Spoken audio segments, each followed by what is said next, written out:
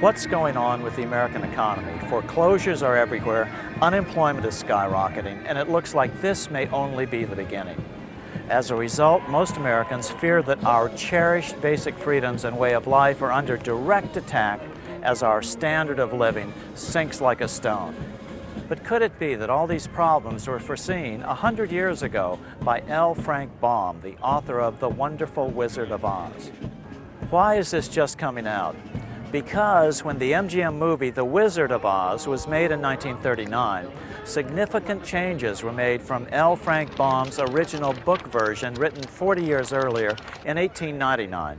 In the book version of The Wizard of Oz, Dorothy's slippers are made of silver, as opposed to in the film version where Dorothy's slippers are made of ruby. You take away the silver slippers on the gold or yellow brick road, and all of the other symbolism tends to be lost.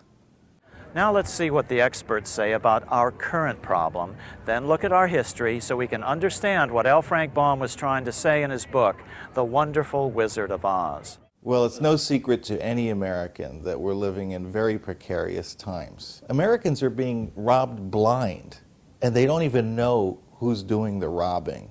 I mean, we clearly are, in a bus and we're heading for the edge of a cliff. And there still is probably time to change course. The only problem is the people driving the bus don't realize that there's a cliff there yet. If the problem that's grinding the economy to a halt is too much debt, and if nobody in the government, in either party, is looking at solving the debt problem, then the answer is it's going to go into a depression as far as the eye can see. And so we're going to have a massive recession, or let's call it a depression, while the economy rebalances away from a service sector economy towards a good producing economy, away from a borrow and spend economy to a save and produce economy. That's what we need to do. We can't get from where we are to where we need to be without a severe depression. What can government do? The sad answer is, under our current monetary system, nothing. It's not going to get any better until the root cause of the problem is understood and addressed. There isn't enough stimulus money in the entire world to get us out of this hole. Why? Debt. The national debt is just like our consumer debt. It's the interest that's killing us. You must understand that every penny, every dollar we have in circulation is created as an interest-bearing debt. So what is the national debt? When government spends more than it collects in taxes, it has to borrow the difference by selling interest-bearing IOUs, such as U.S. bonds. When a U.S. bank buys a $100 U.S. bond, it gets to loan out 10 times that amount. So the bank not only gets back the $100 plus interest from the federal government, it gets to loan out another $1,000 it doesn't have and charge additional interest. Banks are allowed to create this extra money out of thin air. That's why bank buildings are the biggest in every town on the planet. This system of lending way more than you have is called fractional reserve lending. Almost all our money is created by banks, lending it to people, to companies, or to government. As we'll see, there is a better way for a government to get money. Simply issue it without debt for the benefit of all citizens equally. Abraham Lincoln did it, Ben Franklin did it, Jefferson wanted to do it. Honest Americans have fought against this bank-controlled debt money system throughout American history. But unless we change it soon, most of our freedoms will soon be lost in a tidal wave of debt. 75 years ago, an employee of the Atlanta Federal Reserve explained the importance of the debt money system and how it can strangle our economy. Someone has to borrow every dollar we have in circulation. If the banks create ample money, we are prosperous. If not, we starve. When one gets a complete grasp of the picture, the tragic absurdity of our hopeless position is incredible. It is the most important subject intelligent persons can investigate and reflect upon. Our government should never go into debt. It doesn't need to go into debt. A government can issue the money it needs.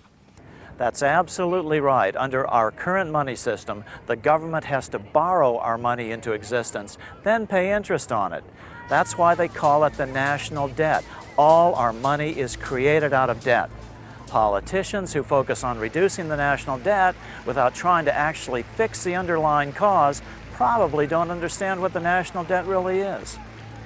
To reduce the national debt would be to reduce our money, and there's already not enough money for the average person. Why haven't we heard this before?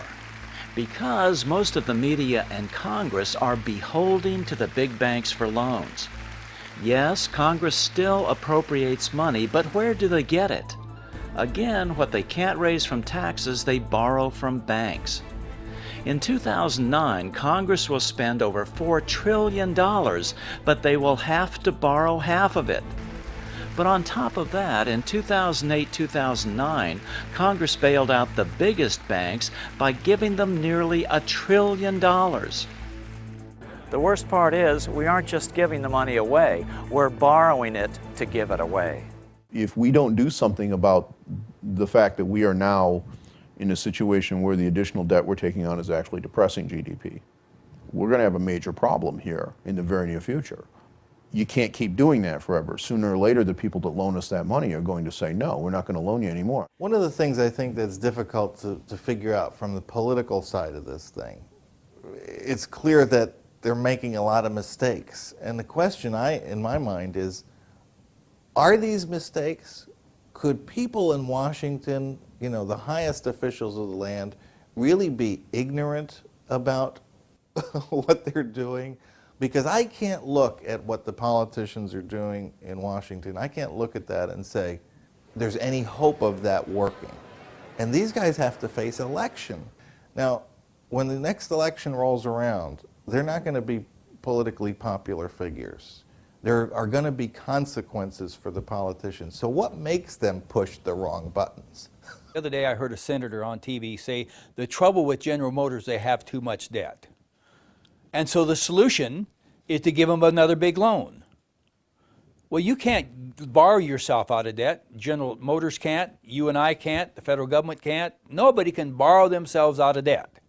No more than, like I said before, you cannot drink yourself sober. And that's what we're all trying to do. So it don't make any difference what kind of stimulus. And Obama, he had the right idea. We're going to build lots of new roads, but he's going to borrow the money. Well, how we can't even pay the debt now. I mean, we can't even pay the interest on it. Nobody's even talking about the debt problem as such. They're talking about the fact that, gee, the bankers aren't making enough money to live in the way that they're accustomed to. Until politicians begin to understand where the root of the problem lies, we're never going to fix this. But the good news is that the solution isn't new or radical. America used to do it long before L. Frank Baum wrote about it. Throughout American history, politicians have fought with big bankers over it. But this aspect of our history has now been erased from history books. I think we need to reconsider and rethink, perhaps, the very foundations of our economic and monetary system. The government, a government agency of some kind, should take charge of the money supply. But that's not the way it is now in Great Britain. No, not in any country. It's almost all over the world. The bulk of the money supply is now created by commercial banks as debt. If we were starting, for people that were just at the start of the constitution of a society, and someone suggested, well, look, the best way of creating the money and putting it in is to combine it with the function of providing a competitive profit-making market for borrowing and lending, it would be regarded as idiotic. You want a new cause to embrace? You want to do something good for humanity? How about one simple reform that will fix most of the bad things in this world, like hunger, poverty, disease, and misery? This is the ultimate civil rights struggle, humankind's escape from serfdom. As President Obama put it, due to the ongoing recession, the number of chronically hungry people will climb to over 1 billion worldwide. But this is completely unnecessary. Yes, we could eliminate world hunger in a few years, but how? The solution is the secret that's been hidden from us for over 100 years, ever since the time when author L. Frank Baum wrote The Wonderful Wizard of Oz. But before we show you what these symbols were, we've got to understand some history.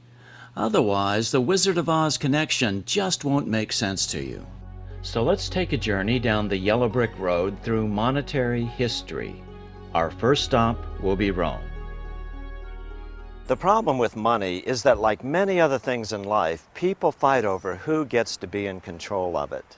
In fact, the only time Jesus became violent was when he chased the money changers from the temple.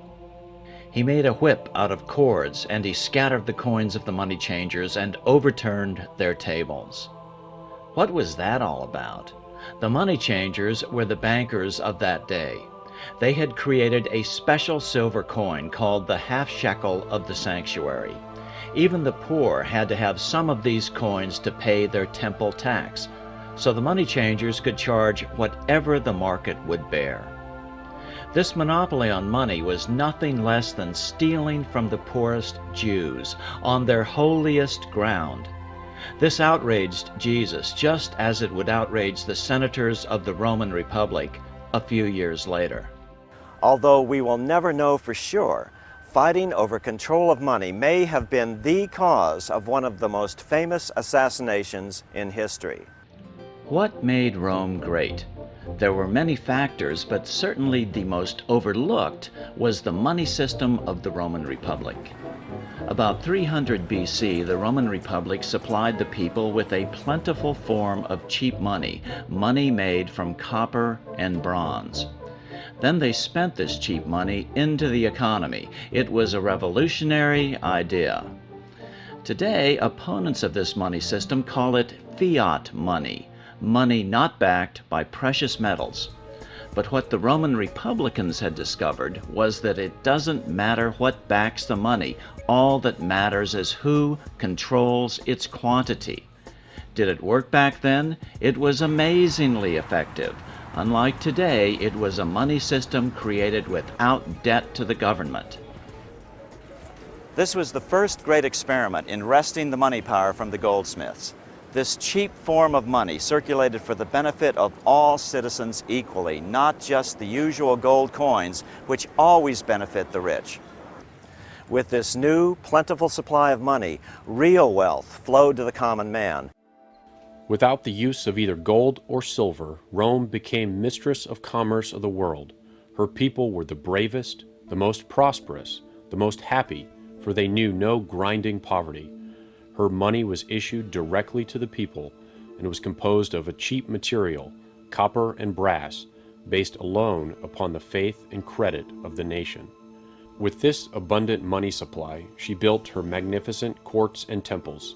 She distributed her lands among the people in small holdings, and wealth poured into the coffers of Rome. But then, suddenly Julius Caesar changed the Roman money supply drastically. He started minting gold coins with his image on them. Then he declared himself emperor for life, putting an end to Rome's great experiment in elected government. The Republicans in the Senate hated gold money and the plutocracy, ruled by the rich, that it implied.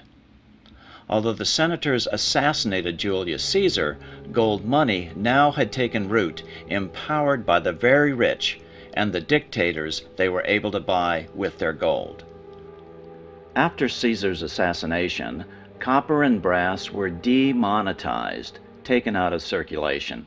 The quantity of money was reduced by 90%. A deep depression set in. The average person had to sell his property just to buy basic necessities.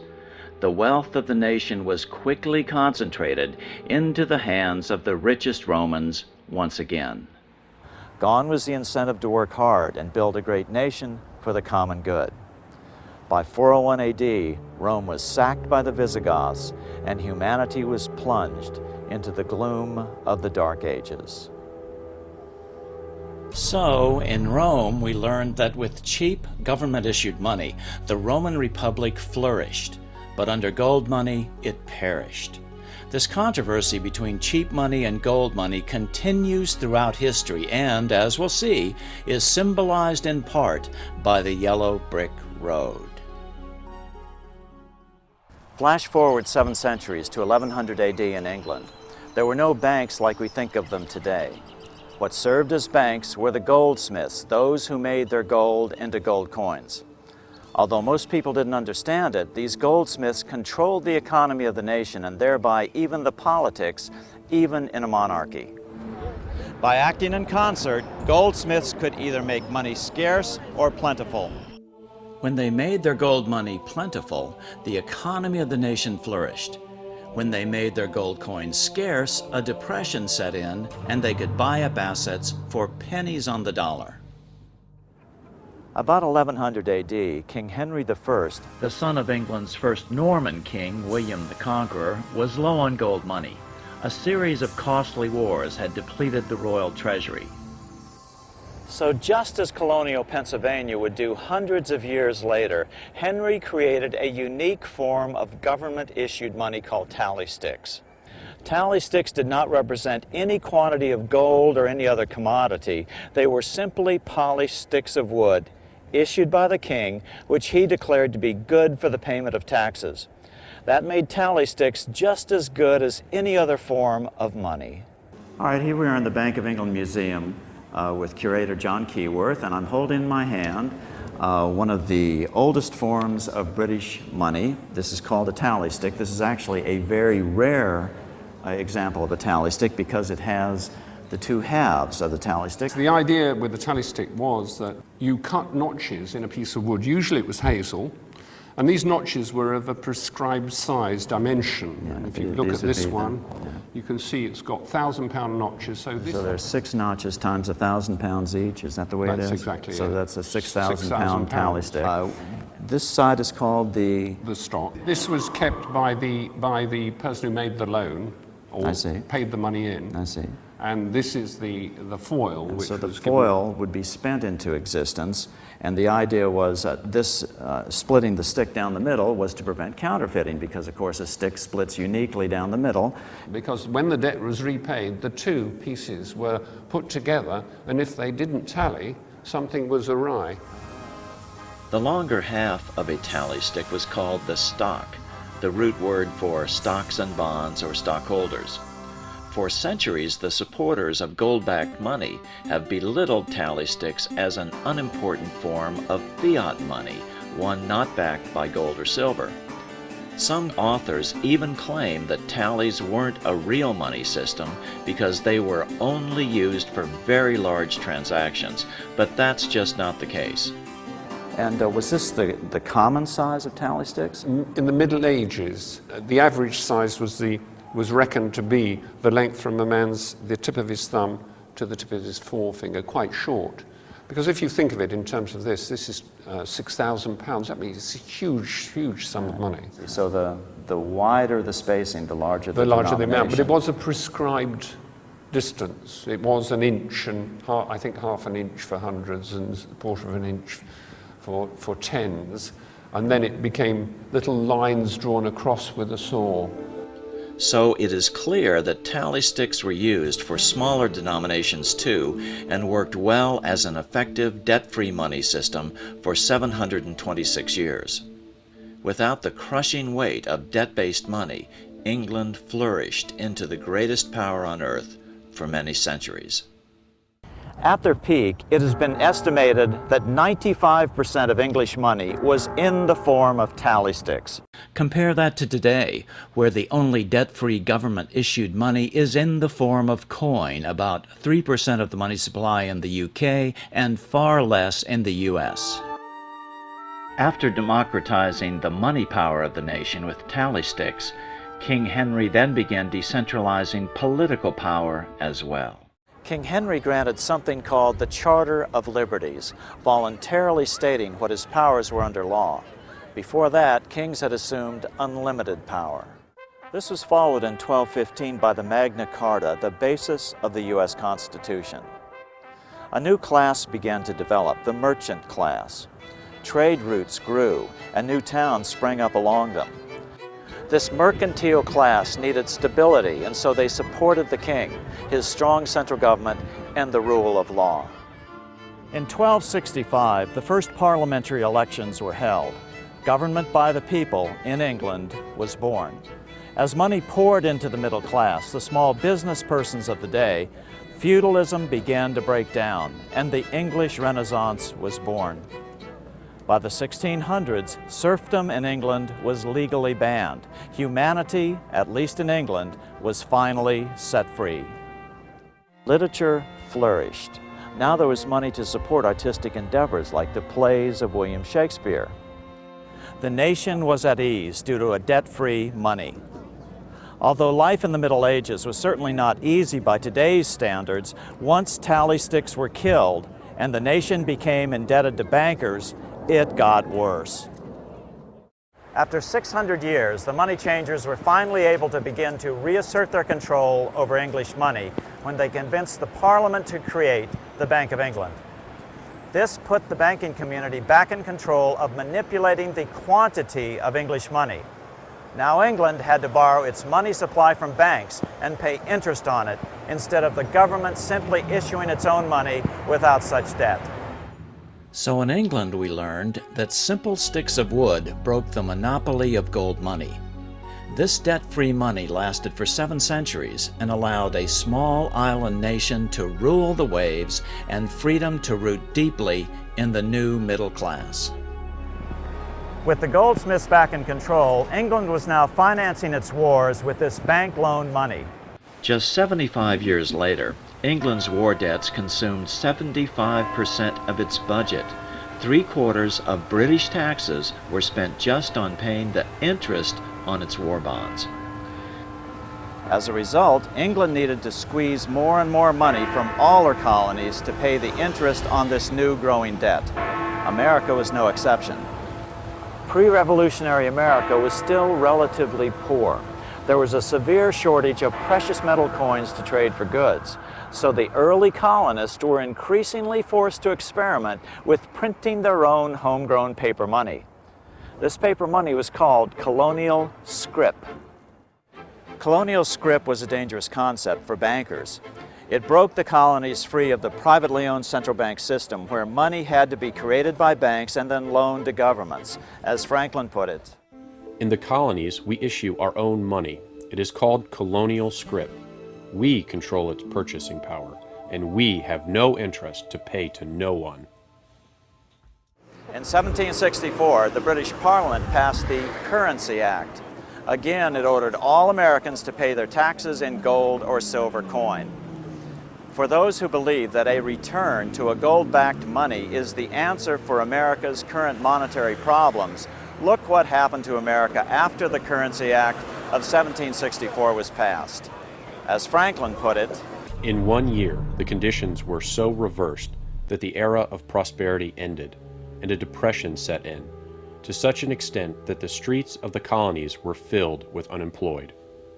to Ben Franklin, this return to a gold money system was the basic cause for the American Revolution. The colonies would gladly have borne the little tax on tea and other matters, had it not been that England took away from the colonies their money, which created unemployment and dissatisfaction. Americans were mad and did everything they could to get around Britain's gold money system. In 1765, Parliament passed the Stamp Act, requiring that every item sold had to have a stamp placed on it indicating that a tax had been paid on that item and paid in gold. This is what drove America to open revolt. Do you understand what that means? Without gold, you could literally buy or sell nothing. Why? Because the British had successfully forced the colonies to pay for everything using only a precious commodity, gold. This is the very definition of the word plutocracy, rule by the rich. These people that deal with gold and silver only have never spent 1 minute of actually trying to figure out how it worked in history, how it would work in real life, and the only way they can support their gold theories is they just treat it as religion and said, we don't have to understand it, we just know that that's God's money and it'll work, and that's not true. By the outbreak of the Revolution in April 1775, the colonies started printing a new form of paper money to finance the war. It was called continental currency because, unlike colonial scrip, it was the first issued by the new central government. Continentals worked great at first, but then the British started counterfeiting it massively, sending it to America literally by the bale. By the end of the war, the currency was virtually worthless. As George Washington lamented, a wagon load of money will scarcely purchase a wagon load of provisions. Earlier, colonial scrip had worked because just enough was issued to facilitate trade and counterfeiting was minimal. In other words, the quantity was controlled by the government that issued it. Gold bugs today try to claim that because paper money didn't work during the Revolutionary War, it shouldn't be used today. But keep in mind, it doesn't matter what backs your money. All that matters is who controls its quantity. Will it be your elected officials, or will it be some unelectable banker? Colonial paper money before the Revolution had worked so well that the Bank of England had Parliament outlawed and forced America to use only gold money, gold which they controlled. In our next stop on the yellow brick road, which represents the banker's gold money system, we find how the curse of the privately owned central bank first came to America. In 1781, towards the end of the war, the Continental Congress met here in Philadelphia. They pondered what to do about their grave financial situation. The money was so worthless that people papered their walls with it. Congress finally agreed to give a group of bankers a monopoly on creating U.S. money by loaning it to the government. It was the first privately owned central bank. The plan, of course, was modeled on the Bank of England. The new bank would be called the Bank of North America. It would be the first of a string of controversial, privately owned central banks, which Congress would charter, then in the face of public outrage, uncharter over the years. 4 years later, in 1785, the value of the new currency had plummeted. Inflation was rampant. Prices had risen by 72%. So, after a stiff battle, Congress killed this, the first privately owned central bank in America. 2 years later, when it came time to write the Constitution in 1787, many of the delegates did not remember how well America's government-issued paper money had worked in Pennsylvania. They were still stung by the inflation of the Bank of North America and the hyperinflation during the Revolution, primarily caused by British counterfeiting. Strangely, the Constitution allows the federal government to borrow money, but is silent on the federal role in printing paper money, known in the language of the day as emitting bills of credit. This defect in the Constitution is at the root of all our economic problems today. 2 years after the U.S. Constitution was signed, debt-free money was tried in Sweden in 1789, but with tragic results. To pursue a war with Russia, King Gustav III persuaded the Swedish Parliament to print debt-free money called riksgälds. This was very costly to the bankers. Sweden had learned the secret of simply printing its own money without debt. In 1792, only 3 years into the experiment, King Gustav was assassinated by moneylender Jacob Johan Ankerström. As is frequently the case in time of war, too many riksgälds were printed. The quantity was not controlled. A nation will sacrifice everything for survival during time of war. So, inflation ruined the debt-free money experiment in Sweden by 1834, just as it had a few years earlier during the American Revolution, again because the quantity was not controlled. One mistake the Constitution didn't make was to mandate that the federal government pay all its debts only in gold.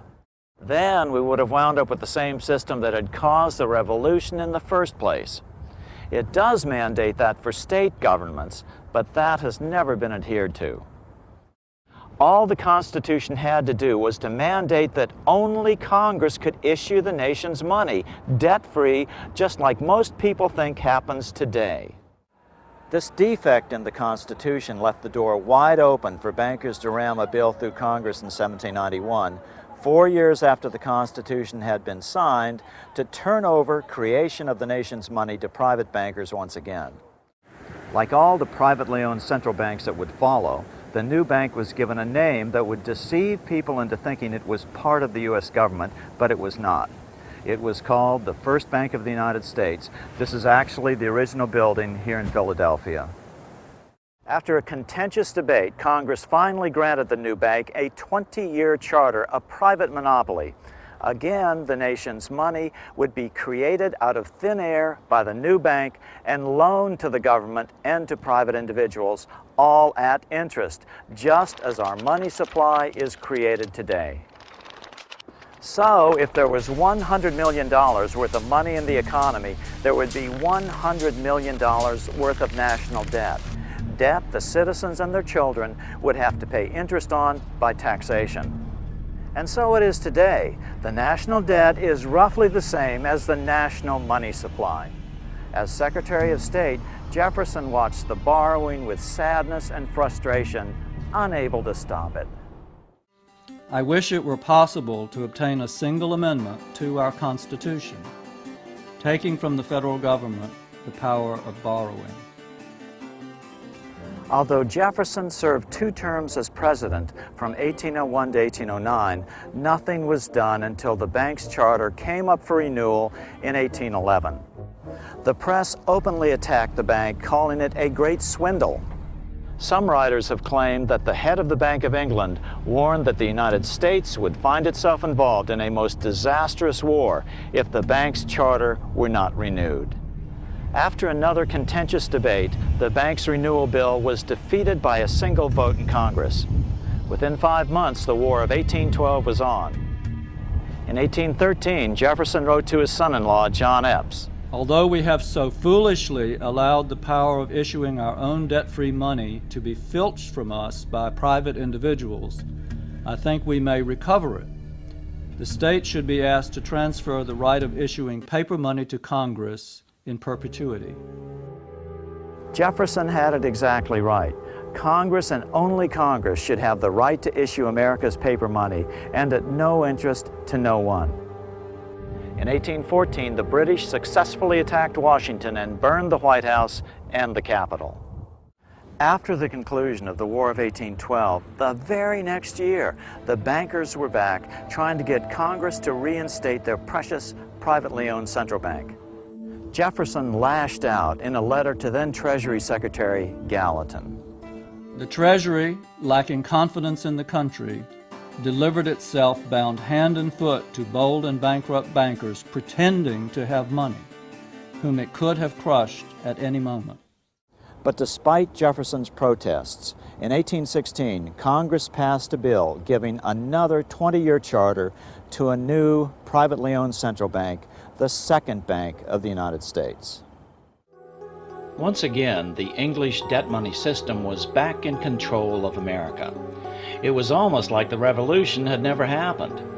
But then the bankers ran headlong into Old Hickory Andrew Jackson. By 1828, opponents of the bank nominated Senator Andrew Jackson of Tennessee, the hero of the final battle of the War of 1812, to run for president. The banks poured millions into Jackson's defeat, but to no avail. The American people were fed up with the privately owned central bank and wanted out. Jackson was swept into office. In 1832, with Jackson's re-election approaching, the bank tried to have their charter renewed early in the hopes that Jackson wouldn't want the controversy of a fight with bankers just before the election. They were wrong. Although Congress passed the renewal bill, Jackson vetoed it. His veto message drew a direct line between the bank and its masters in the Bank of England. It is easy to conceive that great evils to our country and its institutions might flow from such a concentration of power in the hands of a few who are irresponsible to the people. Controlling our currency, receiving our public monies, and holding thousands of our citizens in dependence would be more formidable and dangerous than a military power of the enemy. Nicholas Biddle was head of the Second Bank of the United States. He was brazen with the financial power he wielded over the nation. He even threatened to cause a depression if Jackson's veto were not overturned. Nothing but widespread suffering will produce any effect on Congress. Our only safety is in pursuing a steady course of firm monetary restriction, and I have no doubt that such a course will ultimately lead to restoration of the currency and the recharter of the bank. Biddle made good on his threat. America was quickly plunged into a deep depression. Property was foreclosed on for pennies on the dollar. Jackson responded forcefully. You are a den of vipers. I intend to rout you out, and by the eternal God, I will rout you out. Eventually, the nation's newspapers sided with Jackson and the bank was not rechartered. Jackson then set about paying off the national debt, a debt caused by the government borrowing the nation's money supply into existence. Jackson was the only president who ever paid off the national debt. A few weeks later, an assassin tried to shoot President Jackson. He stuck 2 pistols in his stomach, but both misfired. Jackson solemnly warned the nation about any future attempts to establish another privately owned central bank. The bold effort the present bank had made to control the government, the distress it had wantonly produced, are but premonitions of the fate that awaits the American people should they be deluded into a perpetuation of this institution or the establishment of another like it. Jackson went through essentially a multi-year war trying to get rid of the Second Bank of the United States. He ultimately won that war. He believed that the bankers of the time were extremely destructive to the commonwealth of the United States, and that their policies were essentially to cause inflation in various asset classes and then cause deflation and wipe out everybody who was in debt. It's a pattern that is repeated throughout history. After the Revolutionary War, Great Britain sent some of their bankers over here to try to bribe Congress to get us onto a single metallic standard for the same purpose, because they controlled the gold supply. And if you control the quantity of the money, nobody else cares about anything else. You can cause depressions, deflation, inflation anytime you'd like, for your own political and monetary benefit. And that if you can give people cheap credit that they cannot afford, human nature is that people will take whatever you give them for free, okay? Whether it ultimately destroys them or not. And so you can create these boom and bust cycles that ultimately asset strip the wealth of average people. Jackson got us out of debt, but 25 years later, Abraham Lincoln would do even more, return to government-issued, debt-free money. He called them greenbacks, the inspiration for the Emerald City of Oz. The bankers were still angry about Jackson killing the Second Bank of the United States 25 years earlier. Since then, America's economy had boomed, a bad example for the rest of the world. America had to be stopped, so they devised a plan to split the rich new nation, divide and conquer by war. As Chancellor of Germany, Otto von Bismarck put it in 1876, I know of absolute certainty that the division of the United States into 2 federations of equal force was decided long before the Civil War by the high financial powers of Europe. These bankers were afraid that the United States, if they remained as one bloc and were to develop as one nation, would attain economic and financial independence, which would upset the domination of Europe over the world. President Jackson saw this coming as well. In his farewell address back on March 4, 1837, he warned the nation. Have designs already been formed to sever the Union? This great and glorious republic would soon be broken into a multitude of petty states, without commerce, without credit, loaded with taxes to pay armies, trampled upon by the nations of Europe.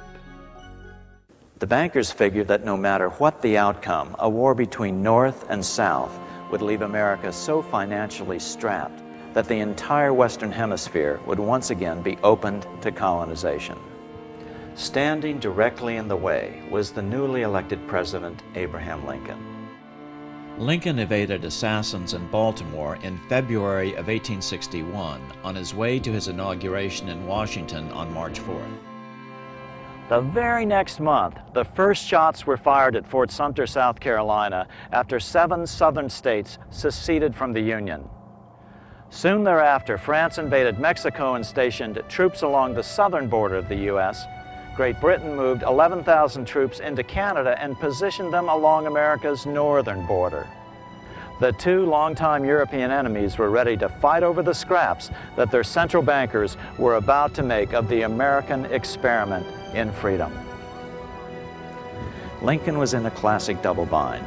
No matter what he did, he was being forced into a war by the hidden hands behind the financial curtain.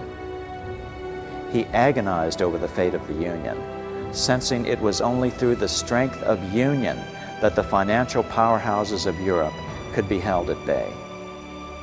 In 1861, Lincoln went to New York to apply for the necessary war loans from what he hoped were patriotic American bankers. But the bankers saw him coming and knew that the plan was to split the country in two. And so there was a high probability that Lincoln's government would default on any loans. Consequently, they demanded an interest rate of as much as 36%. Lincoln returned to Washington depressed. Then Lincoln came up with the most brilliant idea of his presidency. He decided to return to America's colonial monetary roots, have the government issue their own money. So that is exactly what Lincoln did. From 1862 to 1865, he printed $450 million of the new bills, which he called U.S. notes. To distinguish them from debt-based money, he had them printed in green ink on the back with a red seal on the front. That's why the notes were called greenbacks. Since Congress had declared greenbacks to be legal tender for all debts, Lincoln was able to pay his troops and buy their supplies with this new money, all created at no interest to the federal government. As MIT professor Dr. Davis Rich Dewey would write 40 years later in his Financial History of the United States, the underlying idea in the greenback philosophy is that the issue of currency is a function of the government, a sovereign right which ought not to be delegated to corporations. On April 14, 1865, 41 days after his second inauguration and 5 days after the end of the Civil War, Lincoln was shot by John Wilkes Booth at Ford's Theater. The Chancellor of Germany, Otto von Bismarck, lamented the death of Abraham Lincoln. The death of Lincoln was a disaster for the world. There was no man great enough to wear his boots. I fear that foreign bankers, with their torturous tricks, will entirely control the exuberant riches of America and use it systematically to corrupt modern civilization.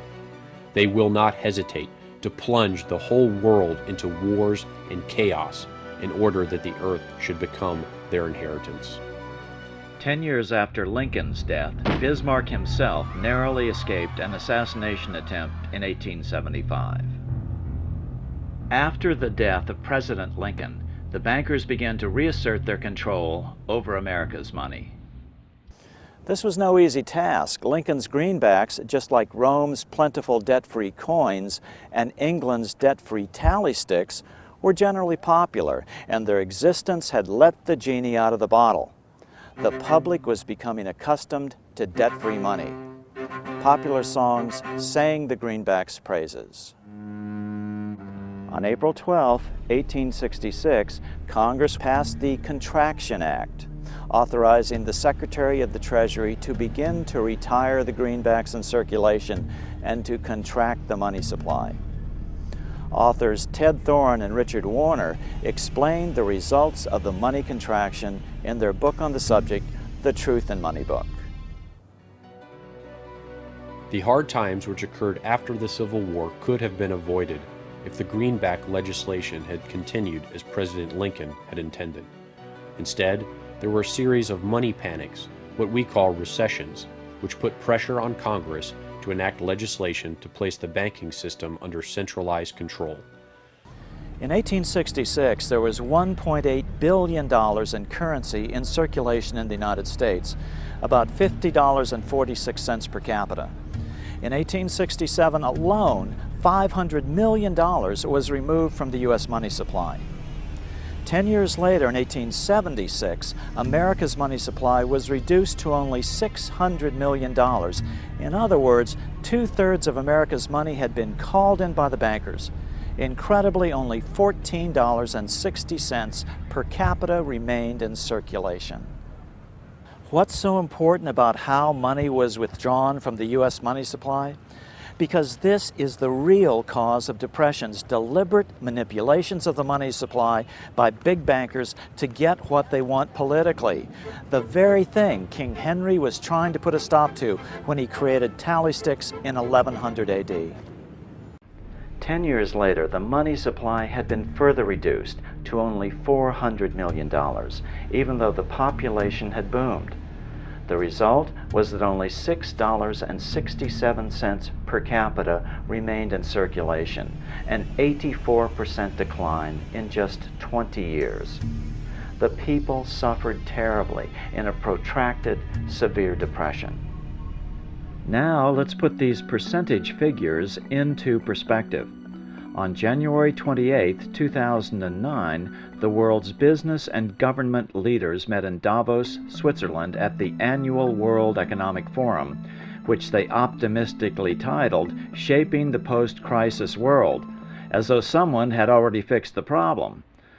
According to Reuters, the world's largest news service, the world's money supply had nearly been cut in half in the previous 15 months. 40% of the world's wealth was destroyed in the last 5 quarters. It is an almost incomprehensible number. And how does that compare to the Great Depression of the 1930s? Nobel Prize-winning economist Milton Friedman put it this way in his 1996 interview with National Public Radio. The Federal Reserve definitely caused the Great Depression by contracting the amount of currency in circulation by 1/3 from 1929 to 1933. In other words, by January of 2009, the world's money supply had been contracted more than that which caused the Great Depression in America in the 1930s. Some believe the economic crisis that began in 2008 is still being completely manipulated by the big banks. But it is more likely that their debt money system has finally spiraled out of even their control. In 2008 and 2009, nations poured unprecedented money into the system to prevent its collapse. At the very least, unprecedented inflation will surely follow. After Lincoln's death, the big bankers began returning America to the yellow brick road of financial serfdom. But first, they had to get rid of the silver slippers. But the bankers were not done bringing post-Civil War America to its knees. They wanted to take all silver money out of the system and make only gold be money.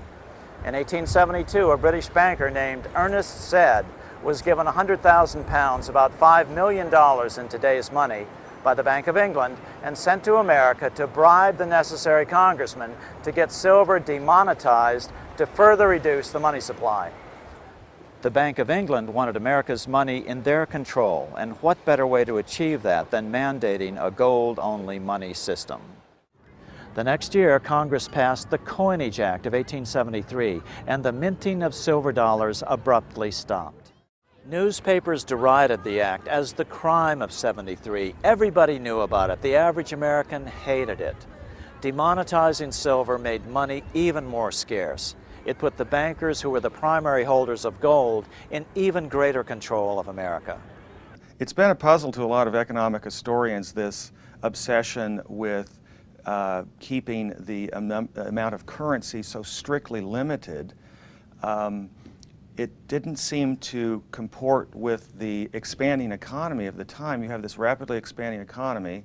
You have immigration that in part's fueling it. You have westward expansion. You have new industries, new technologies, and yet you have a restricted money supply, which makes it increasingly difficult for people to engage in consumption and purchases and other types of economic activity.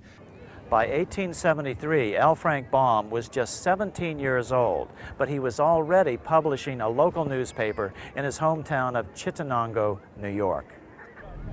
By 1877, the nation was in an uproar over the hated crime of '73.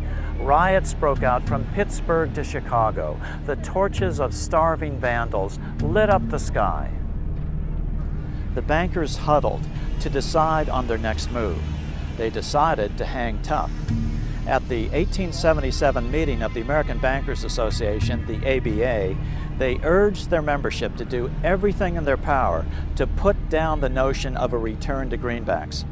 The ABA Secretary, James Buell, authored a letter to the members that blatantly called on the banks to subvert not only Congress, but the press. It is advisable to do all in your power to sustain such prominent daily and weekly newspapers, especially the agricultural and religious press, as will oppose the greenback issue of paper money, to repeal the act creating banknotes, or to restore to circulation the government issue of money, will be to provide the people with money and will therefore seriously affect our individual profits as bankers and lenders. See your congressman at once and engage him to support our interest that we may control legislation. Political parties advocating a return to greenback money sprang up and ran candidates for Congress and president. In the 1878 elections, 21 independents were swept into Congress, mostly greenbackers. 2 years later, in 1880, the American people elected General James Garfield president. Garfield understood how the economy was being manipulated. As a congressman, he had been chairman of the Appropriations Committee and was a member of the Banking and Currency Committee. Garfield understood the ability of the very wealthy to manipulate gold money. He investigated the cause of the Black Friday gold market scandal of 1869, when financier Jay Gould and others cornered the gold market, causing wild fluctuations in the price. This is a photograph of the actual quote board from the New York gold trading room, which Garfield introduced as evidence during a congressional investigation the following year. This is Garfield's handwriting. After his inauguration, he slammed the money changers publicly in 1881. Whoever controls the volume of money in any country is absolute master of all industry and commerce. And when you realize that the entire system is very easily controlled, one way or another, by a few powerful men at the top, you will not have to be told how periods of inflation and depression originate. Garfield understood, perhaps only coincidentally, however, within a few weeks of making this statement on July 2, 1881, President Garfield was assassinated. After Garfield's assassination, the Depression deepened, leaving the unemployed to face poverty and starvation. Produce was left to rot in the fields. The country was facing poverty amidst plenty because there was insufficient money in circulation to keep the wheels of trade turning. The country sorely needed the sort of liquidity urged by Lincoln and the greenbackers, but the bankers insisted that allowing the government to print its own money would be dangerously inflationary. That was their argument, but critics called it humbuggery. The big bankers finally had complete control of the money supply again by killing off the last competitor to their yellow brick road. Now they had to hold on against the rising anger of the average American.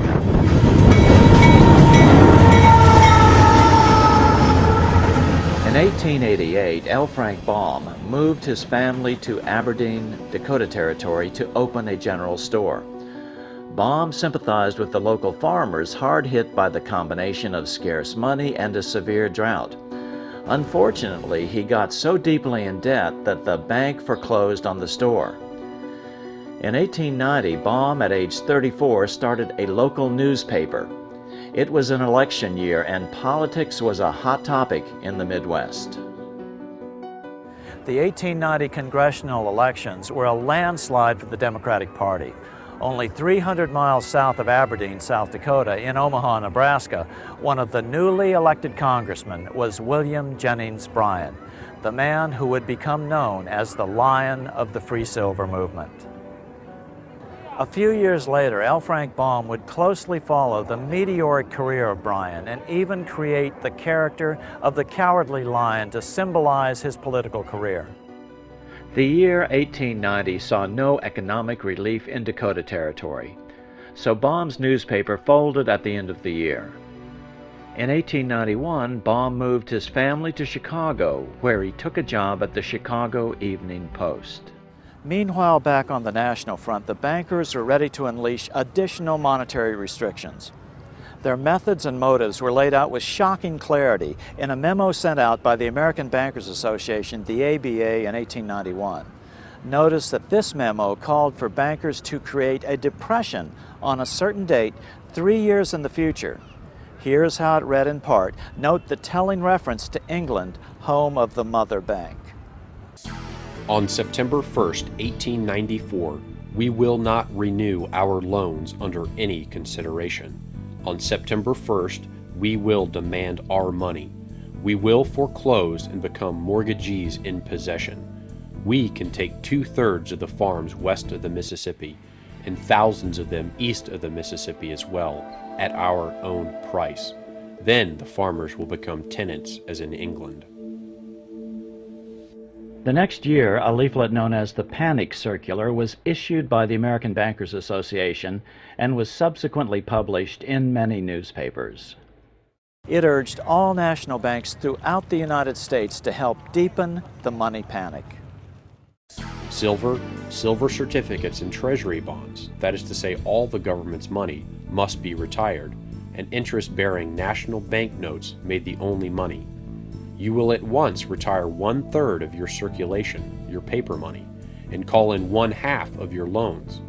Be careful to make a monetary emergency among your patrons, especially among influential businessmen. The future of our debt-based money system depends upon immediate action, as there is an increasing sentiment in favor of government legal tender notes and silver coinage. The Depression actually began in 1893 with what historians now call the Panic of 1893. It all started when European investors demanded payment only in gold, draining gold reserves in the U.S. Again, America was being forced by the Europeans onto a gold-only money system. The results were as inevitable as before. A deep depression quickly set in as the major holders of gold in Europe choked the life out of the American economy. In total, over 15,000 companies and 500 banks failed, most of them in the West. Unemployment skyrocketed 600%, up to over 18% nationwide by 1894. With the winter of 1894 coming on, untold thousands of farms were foreclosed on. As a result, many families had to walk away from recently built homes. It's said that the image of the vacant Victorian haunted house originated from this era. These depressions could be controlled fairly easily with America on the gold standard, and the banks own most of the gold. Since gold is scarce, it is one of the easiest commodities to manipulate.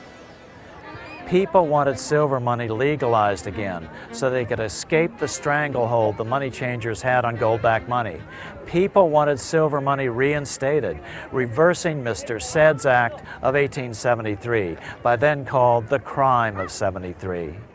Bankers and financial institutions tended to oppose silver as part of the backing of the currency. They didn't have control over the mining and production of silver in the West, and without that control, they couldn't have the overall control they liked over the currency. Most monetary reform advocates today argue that the solution to our current economic woes is a return to a gold standard. This would require that our money be backed by a certain percentage of gold. Interestingly, they use the same terms that bankers of the late 19th century used. They called gold-backed money honest money and constitutional money. I worked for a gold dealer for a short time. And I would sit there in a room with 40 people calling and trying to sell gold all day long on the phone. And every one of them was telling them, get rid of that worthless money and buy the good money. Then it comes to the end of the month and every one of them walked into the office and wanted the bad money for their pay.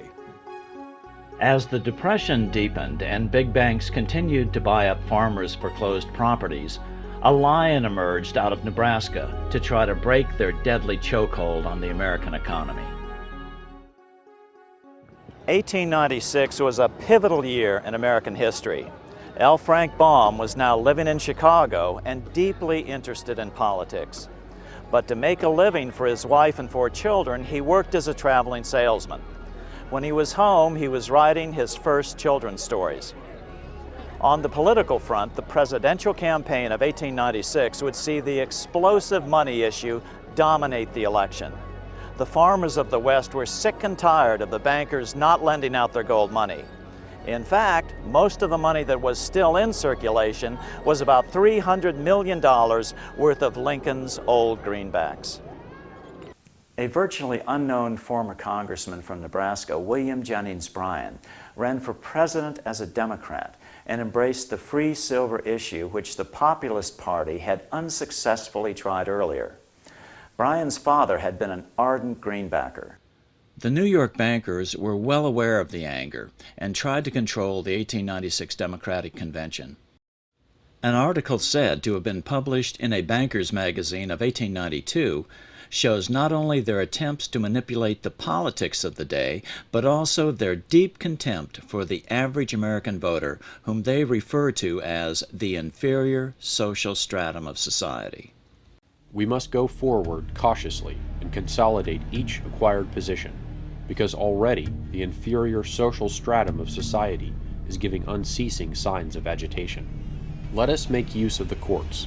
When through the law's intervention the common people shall have lost their homes, they will be more easy to control and more easy to govern, and they shall not be able to resist the strong hand of the government acting in accordance with the control of the leaders of finance. As the quote continues, notice how they try to manipulate the population into focusing on diversionary political issues. We must keep the people busy with political antagonisms. We'll therefore speed up the question of reform of tariffs within the Democratic Party, and will put the spotlight on the question of protection for the Republican Party. By dividing the electorate this way, we'll be able to have them spend their energies at struggling amongst themselves on questions that for us have no importance whatsoever. Now let's return to the 1896 Democratic Convention. The issues were remarkably similar.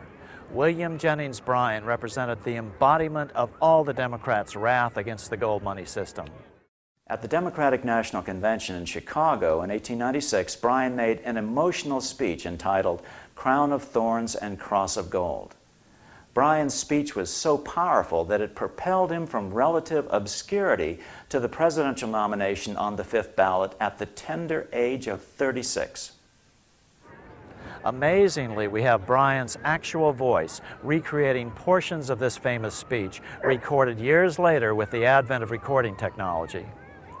Although the recording does not capture the power of the original moment, it does allow us to hear Bryan's voice. I come to speak to you in the defense of a cause as holy as the cause of liberty, the cause of humanity. Never before in the history of this country has there been witnessed such a contest as that through which we have just passed. Bryan's recreation recording then skips significant portions of his original speech. According to the official proceedings of the Democratic National Convention, Bryan continued with these important references to America's monetary history. What we need is an Andrew Jackson to stand as Jackson stood against the encroachments of aggregated wealth. We say in our platform that we believe that the right to coin money and issue money is a function of government. We believe it. We believe it is a part of sovereignty. Those who are opposed to this proposition tell us that the issue of paper money is a function of the bank and that the government ought to go out of the banking business. I stand with Jefferson rather than with them, and tell them, as he did, that the issue of money is a function of the government, and that the banks should go out of the governing business.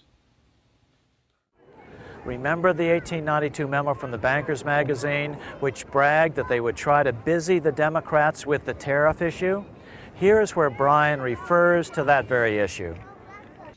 They ask why it is we say more on the money question than we say upon the tariff question. I reply that if protection has slain its thousands, the gold standard has slain its tens of thousands. When we have restored the money of the Constitution, all other necessary reforms will be possible, and that until that is done, there is no reform that can be accomplished. However, the gold standard and its 30-year-long restriction on the money supply had become so unpopular that even most Republicans had come out against it.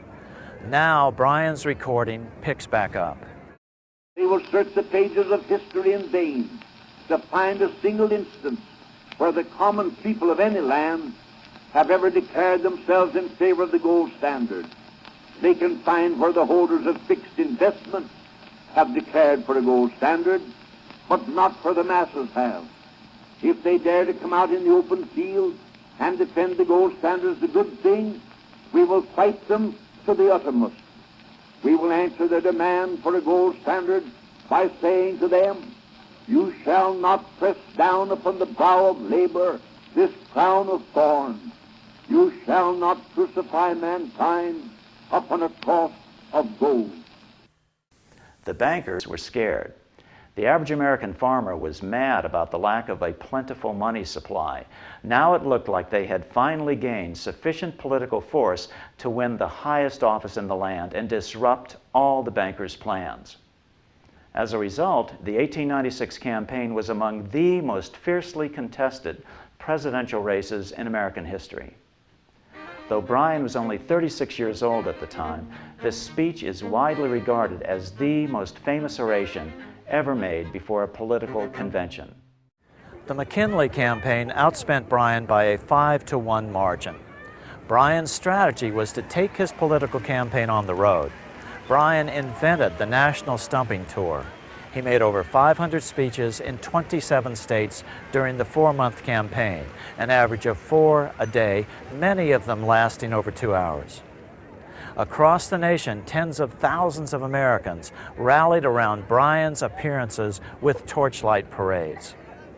L. Frank Baum's own son wrote that Baum marched in more than one torchlight parade for Bryan.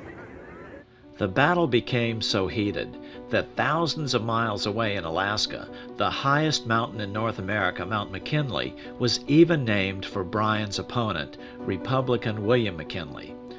It seems that the first gold miner on the mountain, a man named William Dickey, named the mountain in honor of the gold money candidate in retaliation because his many silver mining friends so zealously supported William Jennings Bryan. McKinley got manufacturers and industrialists to inform their employees that if Bryan were elected, all factories and plants would close and there would be no work. The ruse succeeded. McKinley beat Bryan by a small margin. Bryan ran for president again in 1900 and in 1908, but fell short each time. But the threat his presence presented to the national bankers afforded the Republican alternatives, Roosevelt and Taft, a measure of independence from the bankers.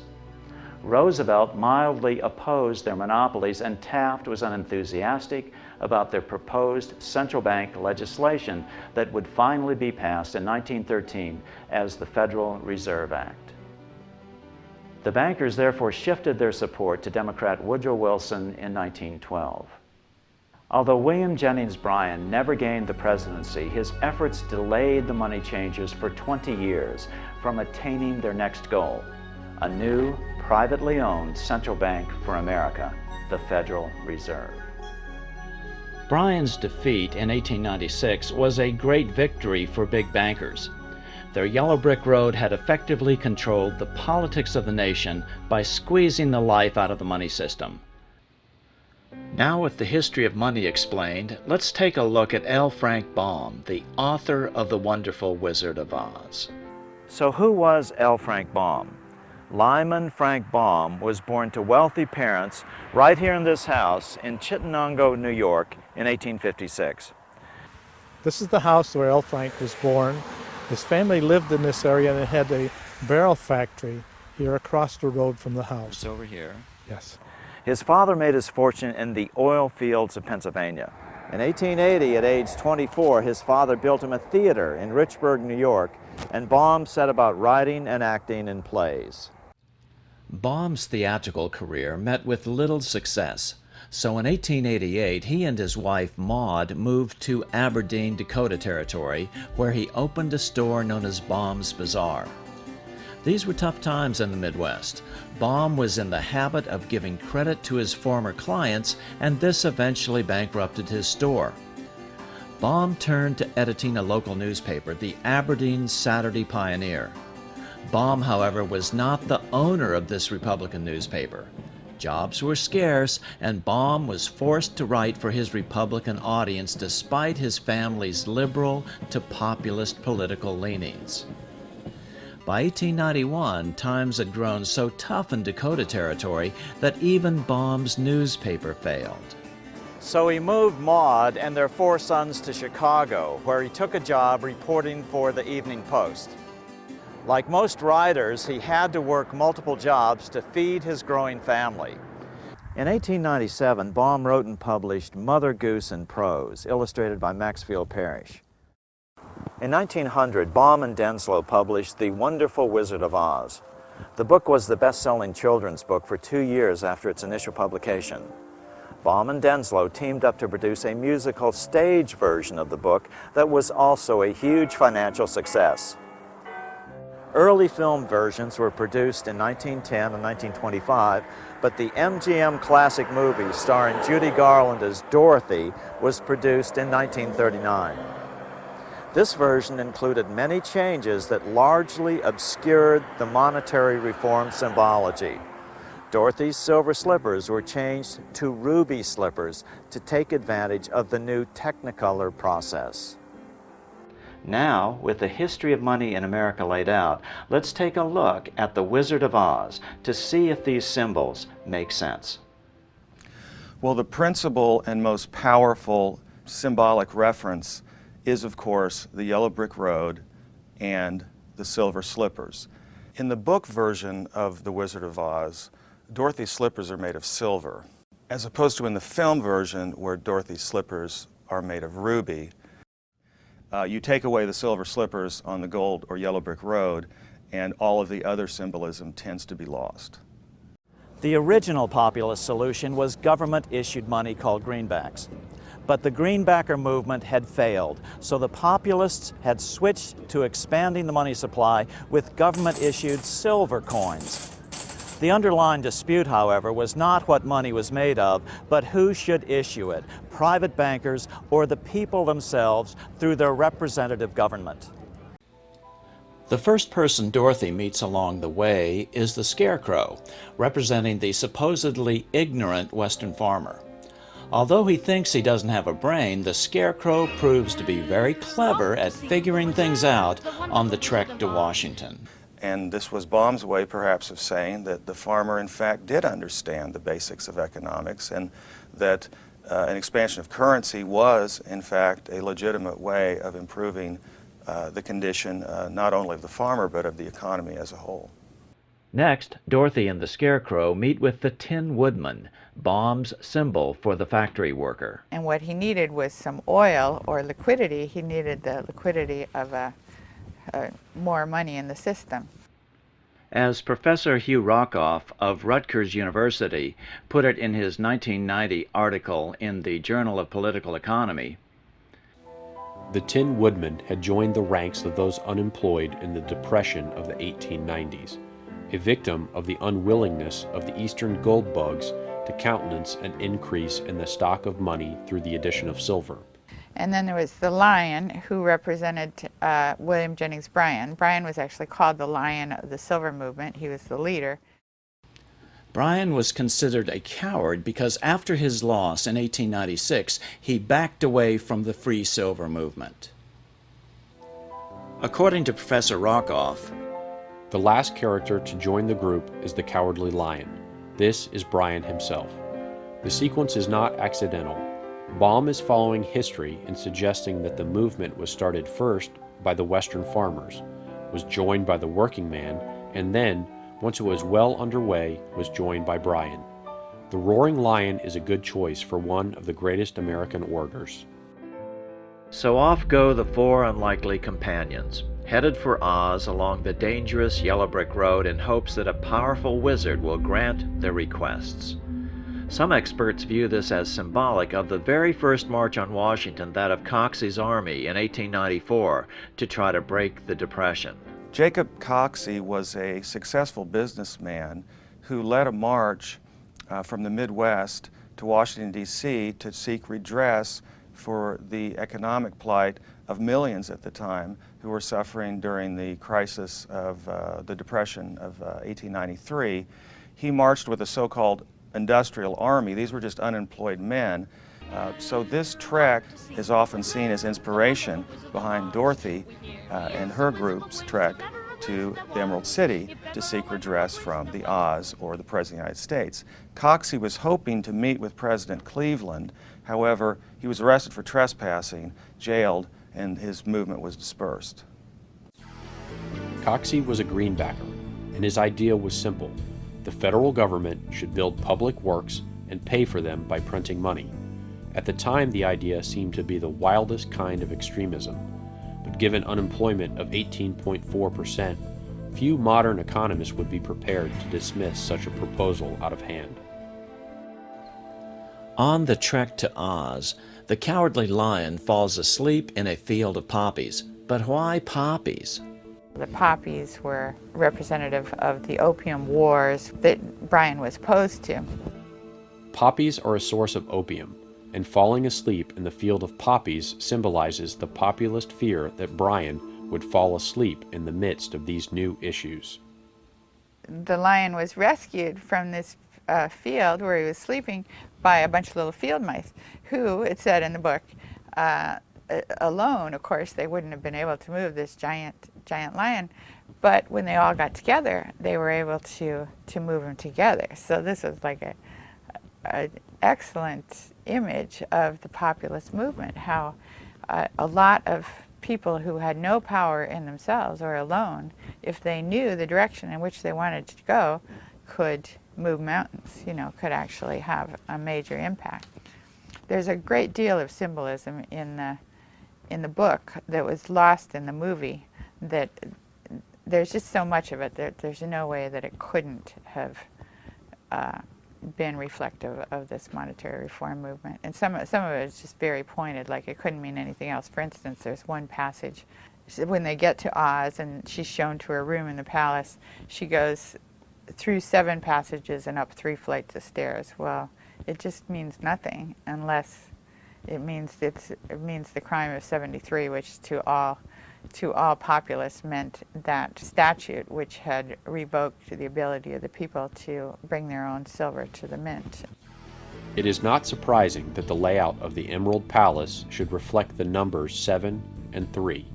The crime of 73 was a crucial event in populist monetary history. The 2 wicked witches were the East and the West. The 2 banking powers at that time were Rockefeller and Morgan. And J.P. Morgan headed the Wall Street bankers in New York and ultimately got his funding from Europe. The Wicked Witch of the West could represent the Rockefeller interest. Based in Cleveland, based in the Midwest, Rockefeller was dominant in the West and Morgan was dominant in the East. So when Dorothy first lands in her house and kills the witch, she gets the slippers, which are the power of the witch. They're no use to you. Give them back to me. Give them back. Keep tight inside of them. Their magic must be very powerful, or she wouldn't want them so badly. So the power of the witch is the power to create money.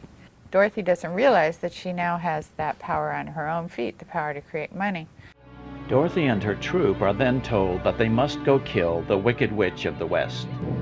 Bring me the broomstick of the Witch of the West. But if we do that, we'll have to kill her to get it. She hurls near-biblical plagues at the group, wolves and crows and black bees, all of which they defeat. Finally, she is forced to use her golden cap, another symbol of the gold standard, to call the winged monkeys which capture the group. Dorothy eventually kills the witch by pouring a bucket of water on her, suggesting the liquidity that silver money would add to the economy, breaking the stranglehold of the bankers' gold money system. With additional liquidity, the economic fortunes of those people can be improved. People wanted government-issued money, silver in this case. The banks had forced America onto a gold money standard. Then they could cause a depression anytime they wanted to, merely by reducing the supply of gold money. When they return victorious to the wizard, Dorothy is asked to sew the wizard's getaway balloon out of green cloth. Then the wizard accidentally leaves without her.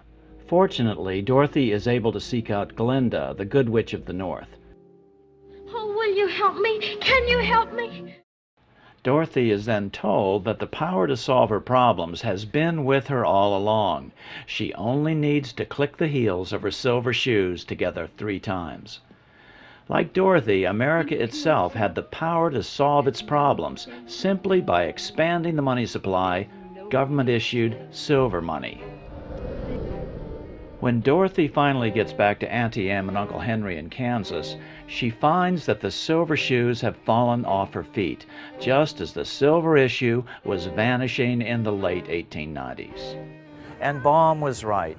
The silver cause would become a distant memory once the United States became firmly committed to the gold standard with the passage of the Gold Standard Act in 1900. The same year, The Wonderful Wizard of Oz was published. L. Frank Baum never admitted embedding the symbols of monetary reform in The Wizard of Oz. Consequently, some fans vehemently deny that there is any connection. However, the period immediately after the book's release may offer some helpful clues regarding his motives. References to current affairs appear in a number of Baum's later works.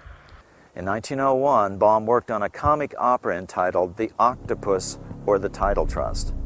This was while he was still trying to break away from writing any additional Oz books. However, the public pressure became too great as The Wizard of Oz continued to grow in popularity. Eventually, Baum appeared to lose all interest in politics as he became wealthy from having written what would become the most popular children's story in history.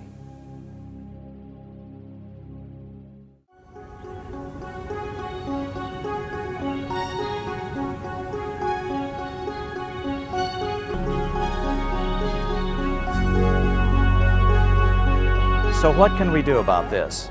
There are several alternatives. They fall into 2 general categories: actions at the federal level and actions at the state level.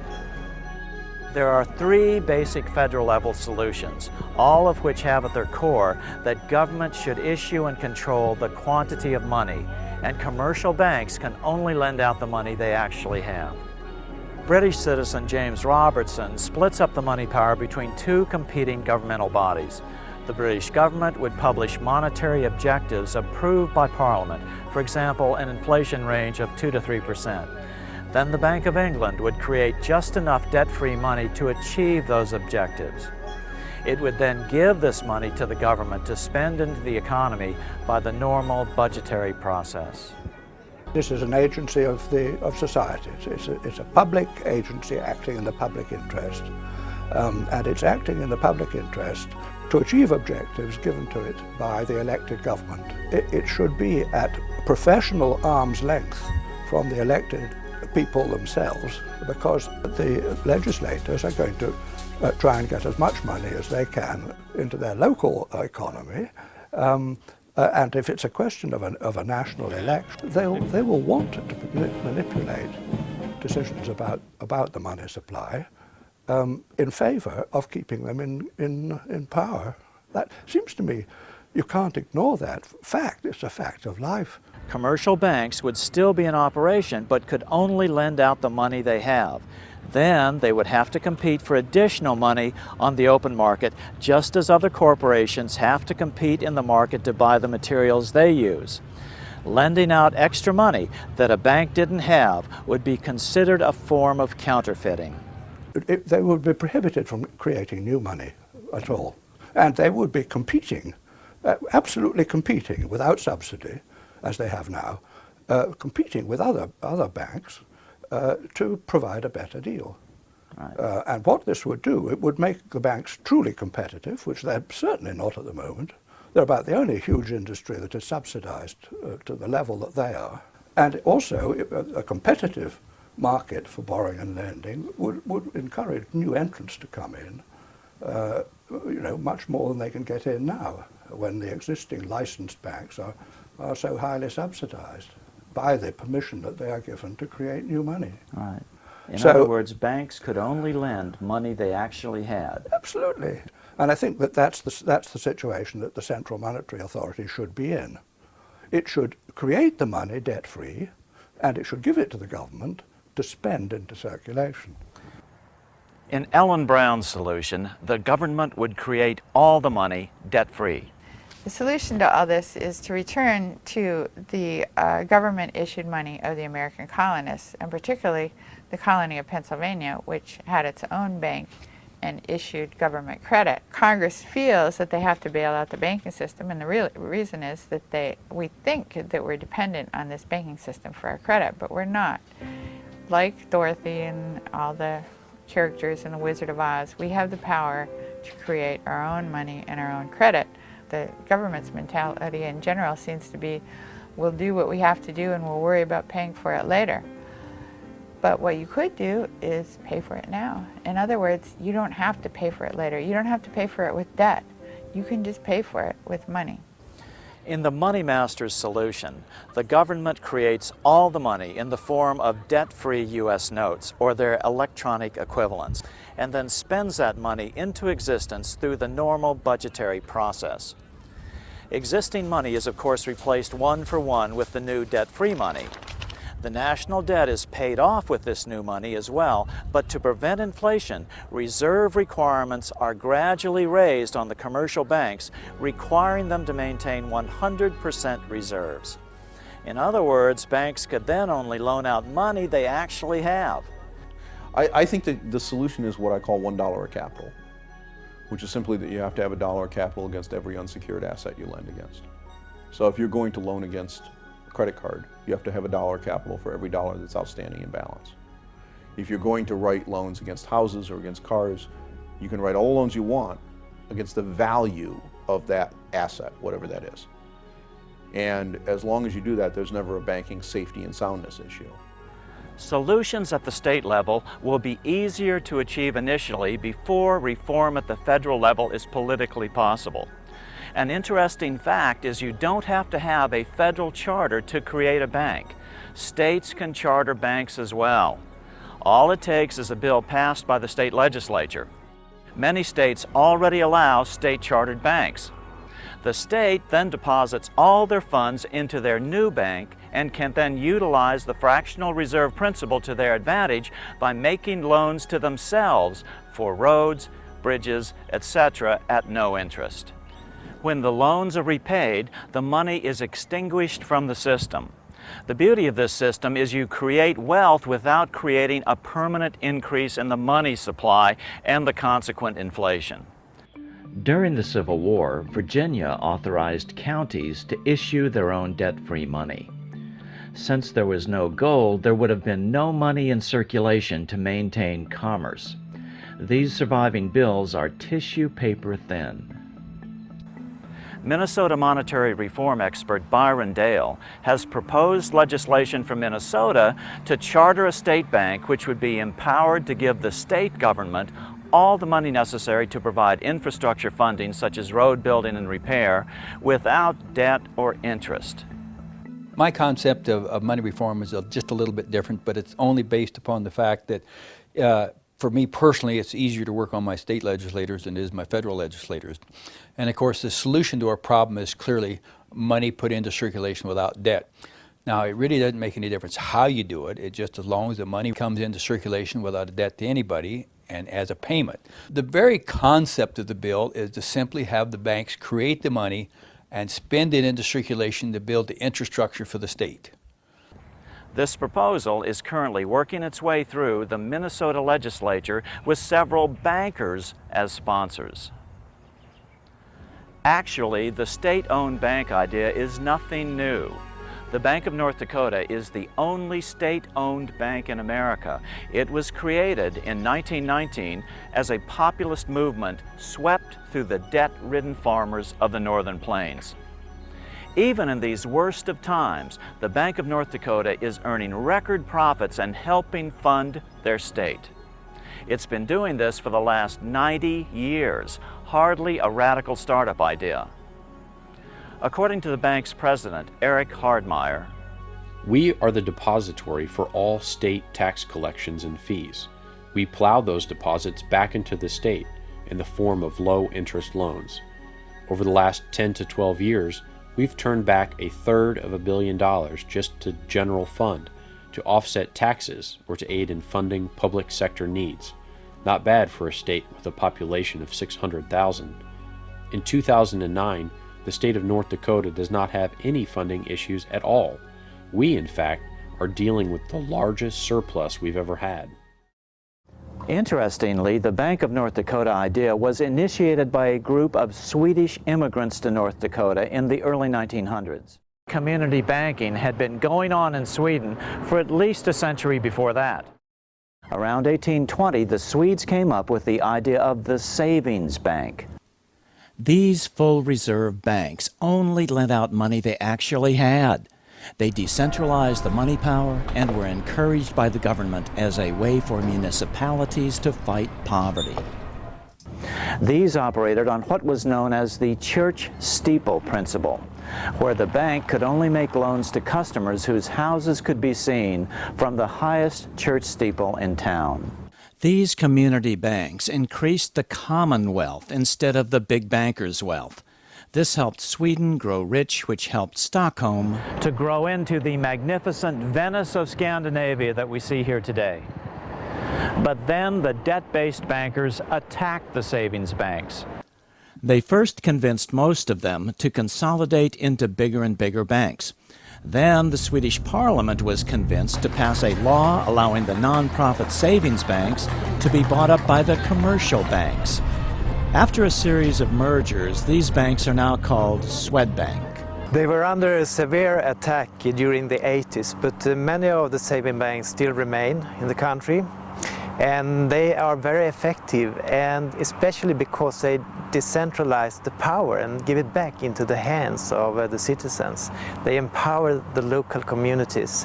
And in times of crisis, they have proven to be more profitable than the big banks.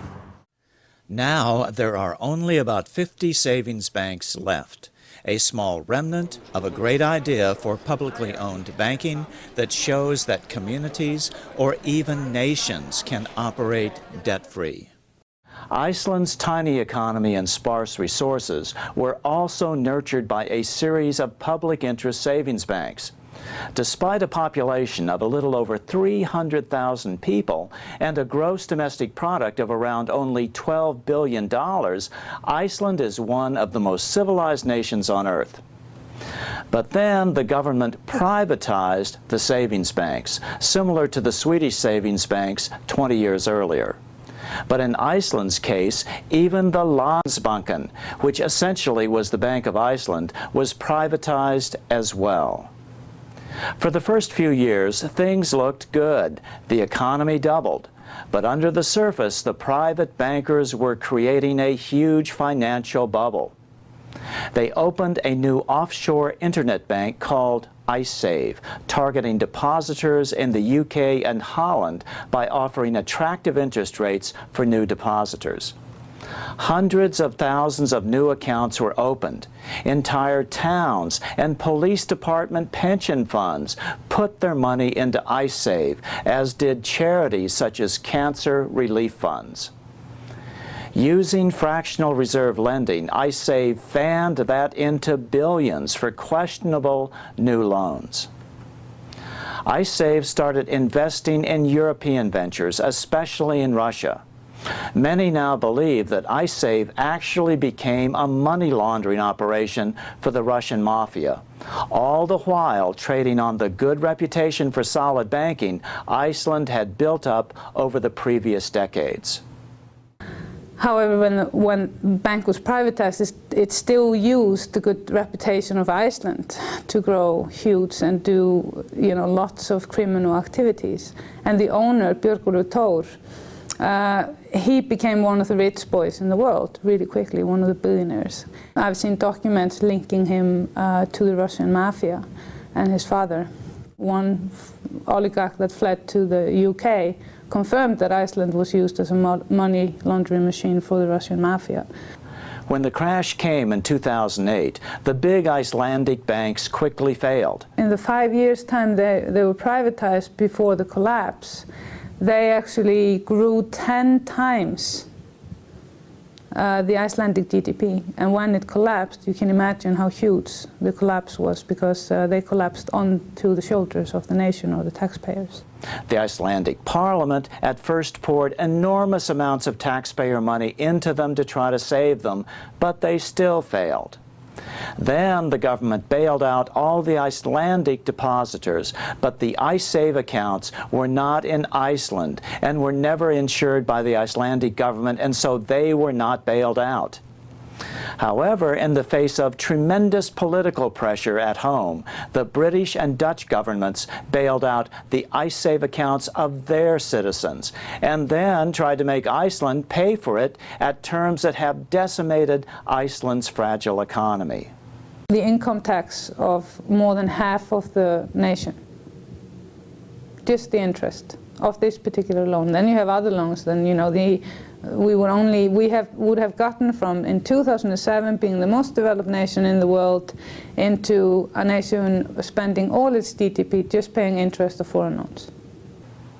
Inflation shot up. Icelanders soon discovered that even the principal on their home mortgage loans was indexed to inflation. Many Icelanders saw the principal on their home mortgages double and their payments triple. This despite rising unemployment. The way the loan system is in Iceland is completely outrageous. I mean, it is, your rights as a consumer are zero. Foreclosures mounted and the citizens rioted. They call it their revolution. They stormed the Parliament Square.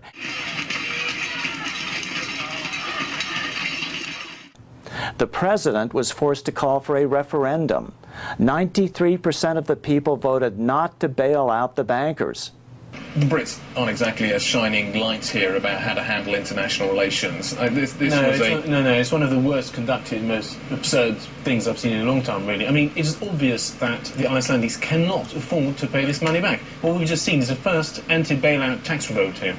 Now the ruling party is trying to convince Iceland to join the European Union to be eligible for loans to save its economy. The people, however, seem unconvinced that more and more debt is the solution. Iceland now seems determined to take back their money power and not take on more national debt. What I want to implement here is a healthy banking system where you don't have fractional reserve, you don't have high interest. The bank should not serve as mafia outlets. It should be something that is important for the communities. Over 70% of Iceland now opposes joining the EU, and some are now supporting proposals for cities to start up savings banks based on the Bank of North Dakota model to provide local credit and stop the rising wave of housing foreclosures. We're not part of EU yet. They are trying to put us in it with 70% of Icelanders don't want to join the EU, but the Social Democrats are in power, and that is their sole mission, to get Iceland into the EU.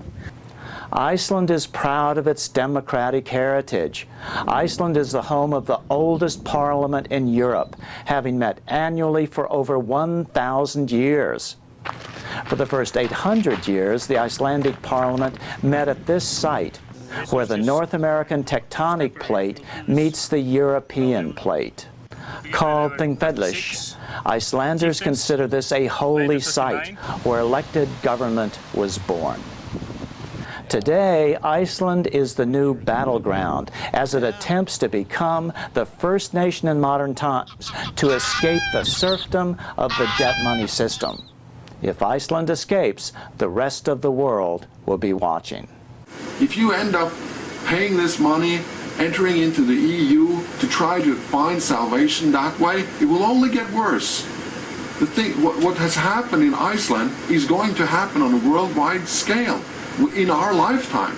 There won't be enough money to cover all the debts. Why are governments pumping money into private banks? Why are they not letting them roll? I mean, just like any other. And then the excuse is, oh, they're too big to fail. Let them fail, please. So what this all boils down to is whether America, still the freest nation in history, will once again break free of the privately owned central bank as it has 6 times in the past. Our money is not issued by the government, even though they make it look like it is. It doesn't have to be this way. This system has got to go. Some will say, well, those crooks in Congress will create too much money once they get the money power. But Congress now creates all the money at once. It just creates it as debt, which never gets paid back, and which we, the people, have to continually pay interest on. Instead of creating bonds or debt, the government could and should be creating dollars, interest-free. Even though the federal government is out there borrowing and spending $3 trillion, 10% of GDP, 9.4, something like that, over the last 2 years. Even though they've done that, the total amount of debt outstanding in the system since the beginning of 2008 has actually contracted, including the federal government. Now, that comes directly off the Federal Reserve's own Z1. Okay? You cannot grow an economy in a debt-based monetary system for real when the outstanding credit is becoming smaller. It can't be done because all money is debt in one form or another. But more importantly, the Treasury could solve this. Treasury has authority to issue non-debt-backed currency. They do it every day, and the quarters that are in your pocket are not debt-backed. As the inventor of the electric light, Thomas Edison, put it, "If our nation can issue a dollar bond, it can issue a dollar bill. Both are promises to pay, but one promise fattens the usurers and the other helps the people." Edison was friends with carmaker Henry Ford. Ford understood how the monetary system depended on keeping the average American confused.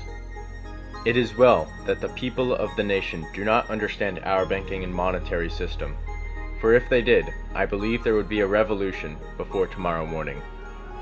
Under this system, we can never get out of debt. It's just impossible.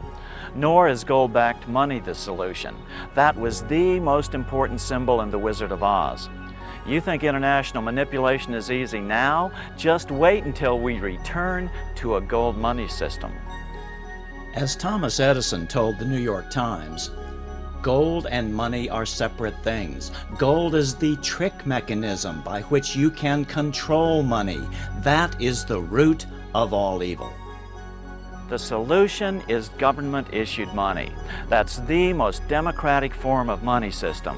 It maximizes freedom in a republic instead of the centralized control of the international plutocracy we are rapidly devolving into. But be prepared to deal with the modern-day gold bugs. Their arguments divert us from the real question. They say that this money that is created by the state or by society or whatever is not real money.